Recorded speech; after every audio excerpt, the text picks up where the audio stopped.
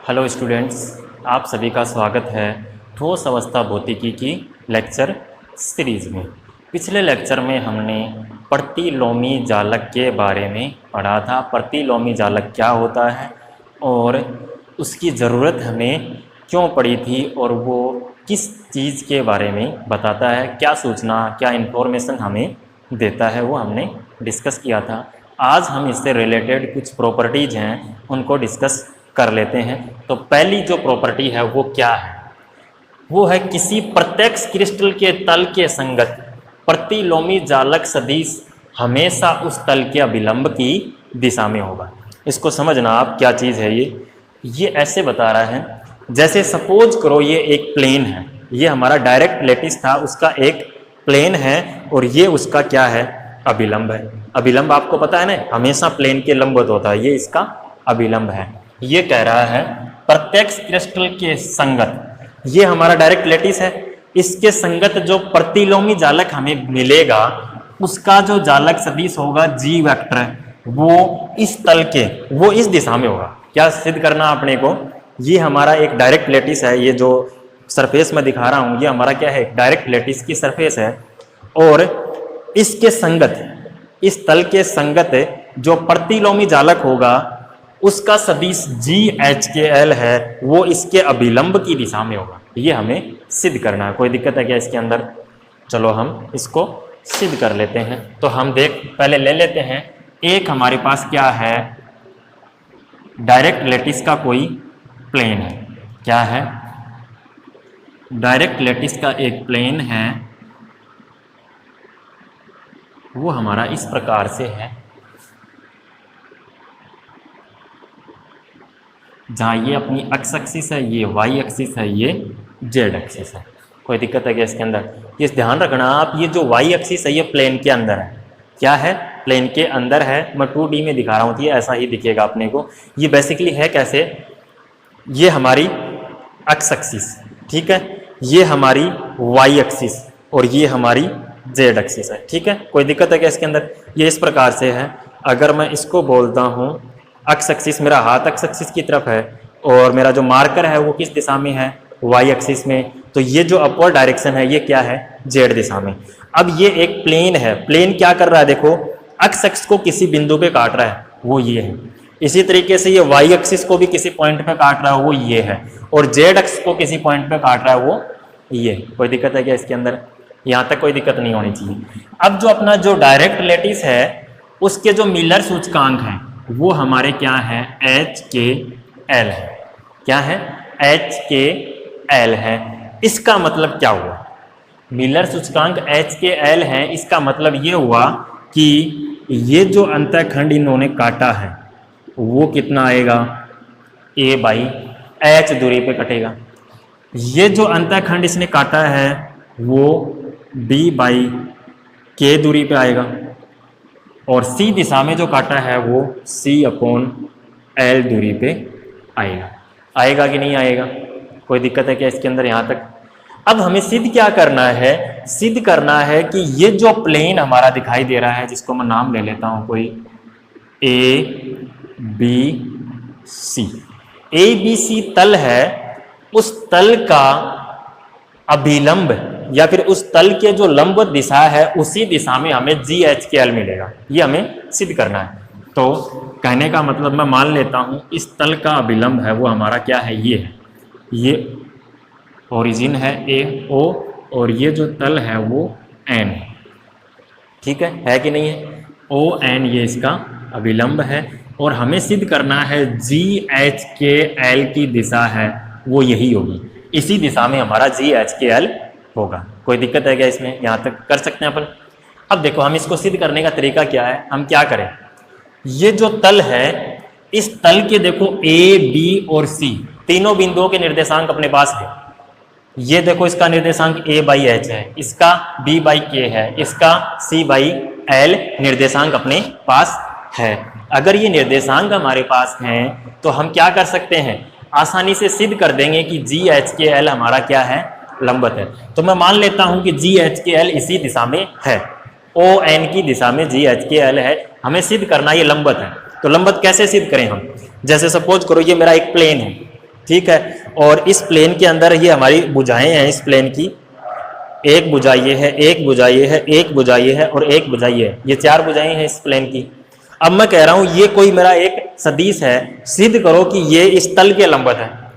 क्या करना है सिद्ध, आपको सिद्ध करना है कि ये जो सदिश है वो इस तल के लंबवत है। तो हम कैसे सिद्ध कर दें, हम सिद्ध करते हैं कि ये भुजा है वो भी इसके लंबवत है, ये भुजा भी इसके लंबवत है, ये भुजा भी इसके लंबवत है और ये भुजा भी इसके लंबवत है। चारों भुजाएं अगर इसके इस सदिश के लंबवत है, इसका मतलब क्या हो गया, ये प्लेन ही क्या हो गया, ये प्लेन की डायरेक्शन हो जाएगी। कोई दिक्कत है क्या इसके अंदर? तो वही काम हम यहां पे करेंगे। तो सबसे पहले तो मैं लिख देता हूं GHKL होता क्या है। GHKL हमने डिराइव कर लिया था पिछली क्लास में, वो था हमारा HA star plus KB star plus LC star. कोई दिक्कत है क्या इसके अंदर यहां तक? अब मैं क्या सिद्ध कर दूं, मैं सिद्ध कर दूं कि AB वेक्टर है वो GHKL के लंबवत, BC वेक्टर है वो भी GHKL के लंबवत सिद्ध कर दें, और AC वेक्टर है उसको भी मैं क्या कर दूं, सिद्ध कर दूं कि ये GHKL के क्या है, लंबवत है। अगर दो सदिश देखो, AB वेक्टर कौन सा होगा, ये होगा, BC वेक्टर ये होगा और AC वेक्टर ये होगा, ये तीनों के तीनों अगर इस GHKL के लंबवत हैं, इसका मतलब ये प्लेन था हमारा ABC, वो भी इसके लंबवत होगा, होगा कि नहीं होगा? इस प्लेन का जो अभिलंब की दिशा में होंगे या नहीं होंगे? अगर दो सदिश लंबवत होते हैं तो उनका डॉट प्रोडक्ट क्या होता है, 0 0। ये काम हमें करना है। अगर ये काम हमने कर दिया तो हम कह देंगे कि ये जो प्लेन है उसका प्रतिलोमी जालक सदिश है वो अभिलंब की दिशा में है। कह सकते हैं कि नहीं कह सकते? कोई दिक्कत है क्या इसमें? तो हम निकाल लेते हैं, हम AB वेक्टर की वैल्यू निकालते हैं पहले। AB वेक्टर, इस वेक्टर की वैल्यू चाहिए मेरे को, AB सदिश की। तो हमें पता है इस बिंदु के निर्देशांक क्या है, A/H, इसके कितने हैं, B/K। तो AB वेक्टर की वैल्यू कितनी आ जाएगी, B/K माइनस A/H। आएगा कि नहीं आएगा AB वेक्टर अपना? इसी तरीके से मैं BC वेक्टर लिखूंगा तो वो कितना आएगा हमारा, BC वेक्टर। इसके निर्देशांक भी पता है, इसके निर्देशांक भी पता है, वो कितना आ जाएगा, C/L माइनस B/K। इसी तरीके से मैं सिद्ध कर दूं CA वेक्टर, तो उसके निर्देशांक कितने आ जाएंगे, A/H माइनस C/L। इसको भी मैं CA वेक्टर लिखो या AC वेक्टर लिखो, कुछ फर्क पड़ना है नहीं, सेम आएगी चीज। तो हम क्या कर लेते हैं, सिद्ध कर दें कि ये हमारा ऐसा हो रहा है। तो कर दे क्या, हमें सिर्फ क्या करना है, मान रखना है। AB वेक्टर का मान कितना है, मैं एक करके दिखाता हूं, बाकी दो आप कर लेना। AB वेक्टर की वैल्यू कितनी है, B/K माइनस A/H। कोई दिक्कत? डॉट G की वैल्यू कितनी है, HA star plus KB star plus LC star. इनका मैं डॉट प्रोडक्ट करता हूं, अगर वो 0 आता है इसका मतलब AB के लंबवत है G। ठीक है, कर लो। देखिए डॉट प्रोडक्ट, पहले इस पद को गुणा कर देता हूं, बाद में इस पद को। B/K को मैं गुणा करता हूं तो 1/K बाहर निकाल लेता हूं, B वेक्टर से गुणा करूंगा इसको तो HA star dot B vector, पहला पद लिख दिया मैंने, plus KB star dot B। कोई दिक्कत इसमें? Plus LB vector dot C vector. कोई दिक्कत? माइनस 1/H, A वेक्टर से गुणा कर लेता हूं, क्या आएगा, H into A vector dot A star plus A vector dot K है इसके साथ गुणा में, A vector dot B star plus L into A vector dot C star. यही आएगा क्या? कोई दिक्कत इसके अंदर यहां तक? अब देखो हमने प्रॉपर्टी पढ़ी थी, क्या पढ़ी थी, A डॉट A स्टार की वैल्यू 1 या फिर 2 पाई भी कह सकते हैं अपन। बी डॉट बी स्टार की वैल्यू भी क्या थी, 2 पाई थी, और ए डॉट बी स्टार, बाकी क्रॉस टर्म जितने भी थे वो सारे जीरो थे। तो देखो यहां से ये जीरो, ए स्टार डॉट बी है, ये नहीं है, इसकी वैल्यू 2 पाई, ये भी जीरो, यहाँ पे इसकी वैल्यू 2 पाई, ये जीरो, ये जीरो, क्या बचा अपने पास 1 by K into B dot B star की value 2 pi minus 1 by H into A dot A star की वैल्यू 2 पाई, के से K cancel is equal to zero. कोई दिक्कत इसमें यहाँ तक? इसी प्रकार से ये दोनों पद भी क्या आएंगे अपने, जीरो आएंगे। इसका मतलब हम कह सकते हैं, क्या कह सकते हैं कि हमारे जो डायरेक्ट लैटिस था उसके संगत प्रतिलोमी जालक सदिश जी वेक्टर है, वो उस तल के अभिलंब की दिशा में है। तल का विलंब क्या था, ये था, इसकी दिशा में होगा। कोई दिक्कत है क्या इसके अंदर? ये हमारी पहली थ्योरम थी। अब हम पढ़ते हैं दूसरी थ्योरम।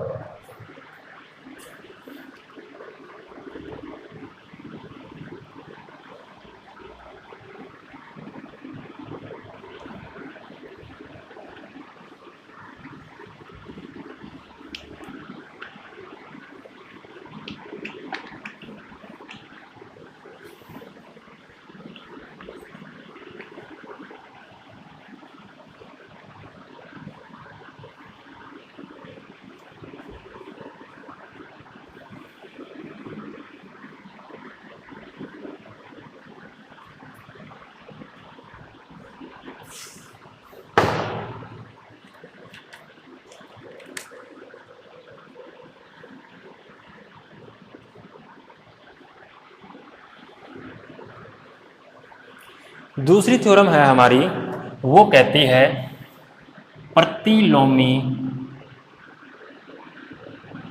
जालक सदिश, प्रतिलोमी जालक सदिश जी एच के एल का परिमाण मैग्नीट्यूड वो क्या होता है, वो क्रिस्टल जालक या फिर डायरेक्ट लैटिस के अभिलंब के व्युत्क्रमानुपाती होता है।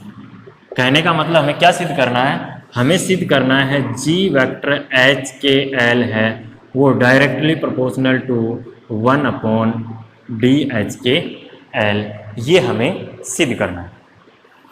तो इसके लिए हमारे पास क्या है, वही एक प्लेन है, क्रिस्टल प्लेन है, ए बी सी है। तो इस प्लेन के लिए हमारा जो अभिलंब होगा वो क्या होगा, ओ एन होगा कि नहीं होगा? अभिलंब हमारा क्या है, ओ एन है। मैं मान लेता हूँ ये ओ एन है, वो इस जेड एक्सिस के साथ गामा कोण बना रहा है। कितना बना रहा है, गामा कोण बना रहा है। और इसी ओ एन को हमने क्या कहा था, डी एच के एल कहा था कि नहीं कहा था? तो ये वैल्यू हमें चाहिए, चाहिए कि नहीं चाहिए? तो अब देखो हमारे पास ये दूरी पता है, ओ सी की वैल्यू किसके बराबर है, सी बटे एल के बराबर है, और ओ एन ये कोण भी हमें पता है।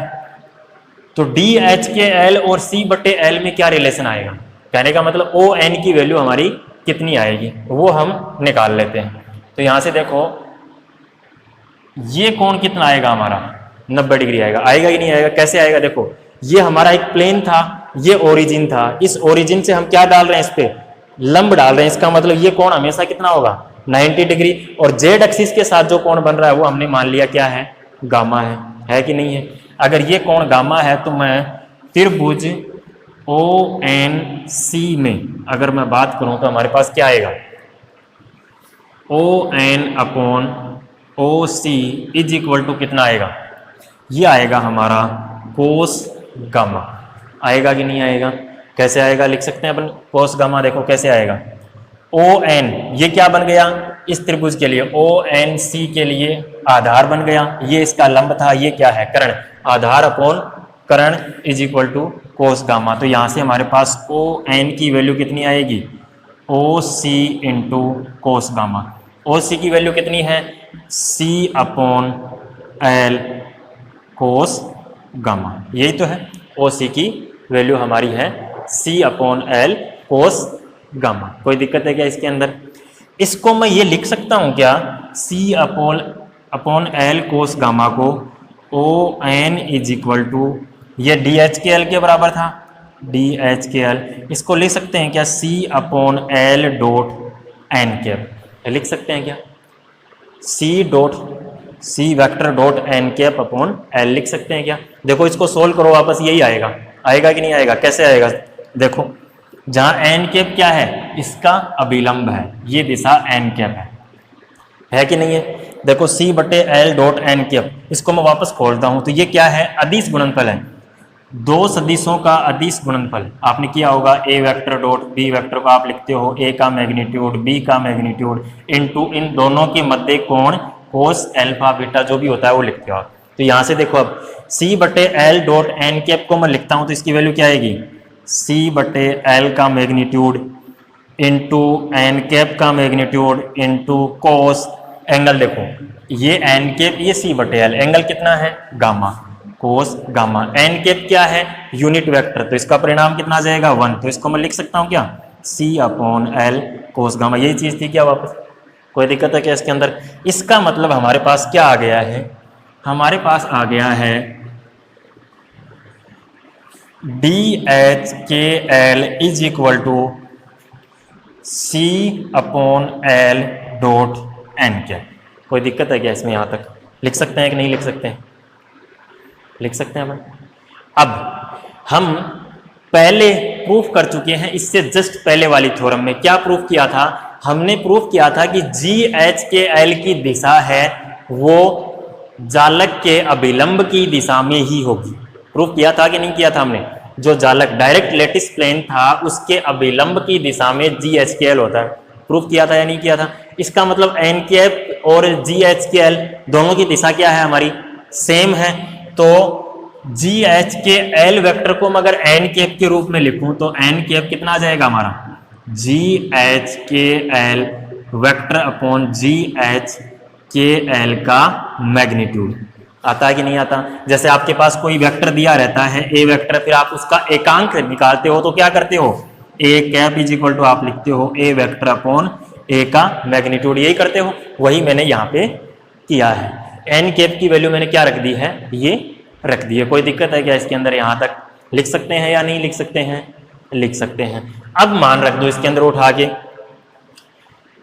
तो इसके अंदर मैं N कैप की जगह ये लिख दूं तो हमारे पास DHKL इज इक्वल टू क्या आएगा, C vector upon L dot N cap की वैल्यू क्या है, G vector HKL divided by GHKL का मैग्नीट्यूड। कोई दिक्कत है क्या इसके अंदर? यहाँ तक मान रखते हैं। अब इसके अंदर चलो आगे नोट कर लेना साथ के साथ आप।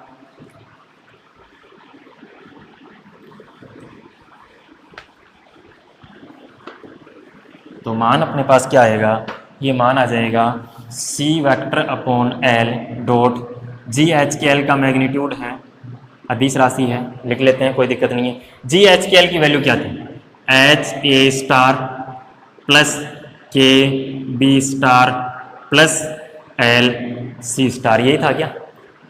डॉट प्रोडक्ट करना अपने को, तो ये नीचे वाली राशि तो रहेगी, कोई दिक्कत नहीं है, इसका डॉट प्रोडक्ट कर लेते हैं अपन C का, तो क्या आएगा H into C vector dot A star plus K into C dot B star plus L into C dot C star.